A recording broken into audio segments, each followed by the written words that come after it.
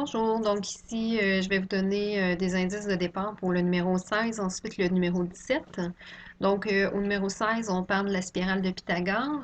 On nous donne des informations par rapport au côté. Donc, le côté CB qui mesure 1, le côté BA qui mesure 1, le côté CD qui mesure 1, puis DE qui mesure aussi 1.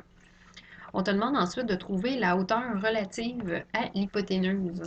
Donc, dans le triangle ADE, donc c'est notre grand triangle ici, la hauteur relative à l'hypoténuse, c'est la hauteur qui est au centre ici.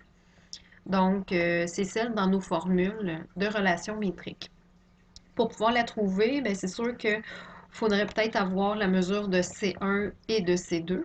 Mais ici, la formule qui nous aiderait le plus, c'est celle-ci. Donc, c'est C fois H est égal à A fois B. Donc, j'ai déjà mon B, j'ai déjà mon C. Il me manque juste mon A afin d'être capable de calculer le H. Mais le A, ici, c'est une cathète du grand triangle. Donc, avec Pythagore, je vais être capable de trouver le A. Et ensuite, avec ma relation métrique, je vais être capable de trouver mon H ici. Et on a répondu à la question. Donc, deux petites étapes. 1, trouver le A. 2, trouver la hauteur.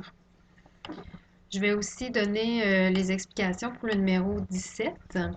Donc, au numéro 17, ici, on dit que l'hypoténuse au complet mesure 15. Donc, de C à A, ça mesure 15. Et ensuite, on dit que la hauteur relative à l'hypoténuse arrive au point D, de telle sorte que le segment AD est 4 fois plus grand que le segment CD. Quelle est l'aire du triangle? Pour pouvoir trouver l'aire, il va falloir faire base fois hauteur divisé par 2. Donc, c'est ma formule pour le triangle. Sauf que ici, pour avoir ma hauteur, il faudrait que j'aille la valeur de C1 et la valeur de C2. Donc, première étape ici, ça va être de trouver ces valeurs-là. Donc, première étape, trouver la valeur de C1 et de C2. Une fois qu'on va avoir ça, on va être capable de calculer la hauteur avec notre formule de C1 fois C2 est égal à H au carré. Donc, comme ça ici. Et ensuite, on va trouver l'aire finale en utilisant notre formule base fois hauteur divisé par 2. Donc, une fois qu'on va avoir tout ça, donc on va être capable de calculer l'aire qu'on recherche. Là, qu'est-ce qui est plus compliqué, c'est de trouver C1 et C2. Pour ce faire, on va devoir utiliser l'information que le côté DA est 4 fois plus grand que le côté CD.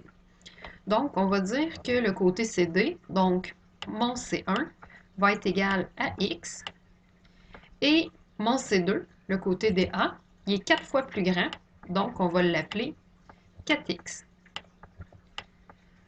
Je sais que C1 plus C2, c'est supposé de me donner la valeur de mon grand C. Donc ici, comment qu'on fonctionne? On va dire que C1 plus C2 est égal à la valeur du C. Donc, je remplace. Je sais que C1 est égal à X, mon C2 est égal à 4X, et que mon C total, il donne 15. À partir de là, X plus 4X, ça me donne 5X. Donc, j'ai 5X est égal à 15. On divise par 5 de chaque côté et on obtient ici un X qui est égal à 5. Et voilà, on connaît maintenant la valeur du C. C1 vaut 5 et C2, un instant, ici c'est 3, désolé. Donc C1 vaut 3 et C2 vaut 4 fois plus, donc il vaut 12. 12 plus 3, ça me donne 15. On est correct. Maintenant, tu as toutes les informations qu'il te faut pour être capable de trouver l'aire de ton triangle. Bon travail!